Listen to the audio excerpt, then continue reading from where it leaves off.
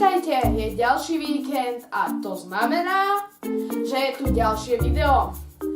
Dnes je to už v poradí 3. epizóda našich sérií typov, trikov, tutoriálov. Dnes to bude tiež veľmi zaujímavá téma, ktorú si môžete prečítať tu dole. Alebo vám to poviem ja.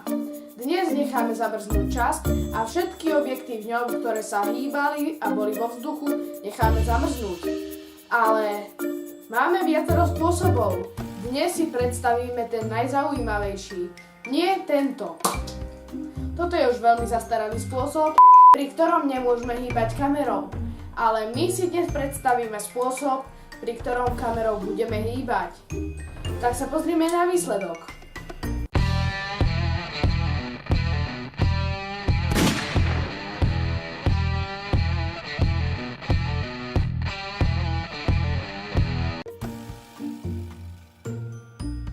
Potrebovať budeme Adobe Premiere Pro, Adobe After Effects a Green Screen.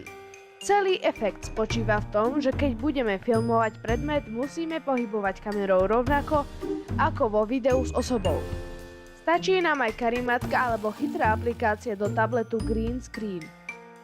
Poďme do programu After Effects.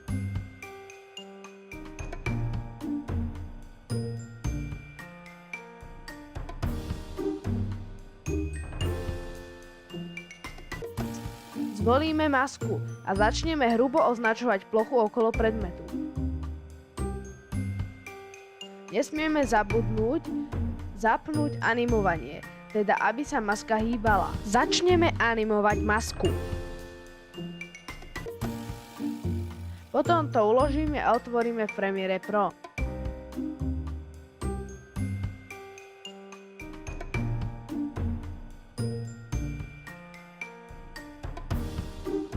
Vložíme do sekvencie a pridáme si efekt Keying. Nastavíme hodnoty podľa seba a farbu vyberieme z videa. Teraz sa začína kľúčovanie.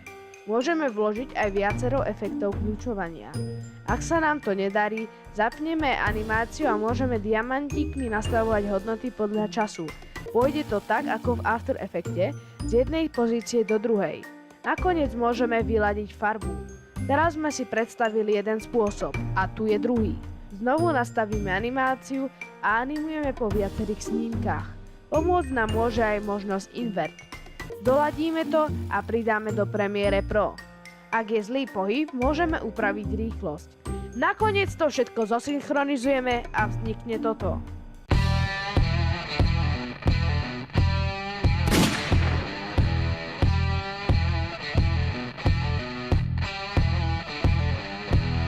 Ak sa vám video páčilo, dajte like, prípadne nás môžete podporiť aj odberom. Pozrite si našu stránku na Facebooku, aj Google+, a nezabudnite si pozrieť našu web stránku, kde máme aj blog.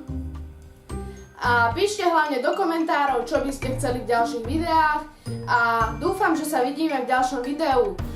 A možno v ďalšom videu bude to, čo ste práve vy napísali do komentárov. Neváhajte a píšte, aké tutoriály by ste chceli vidieť. Vidíme sa na budúce.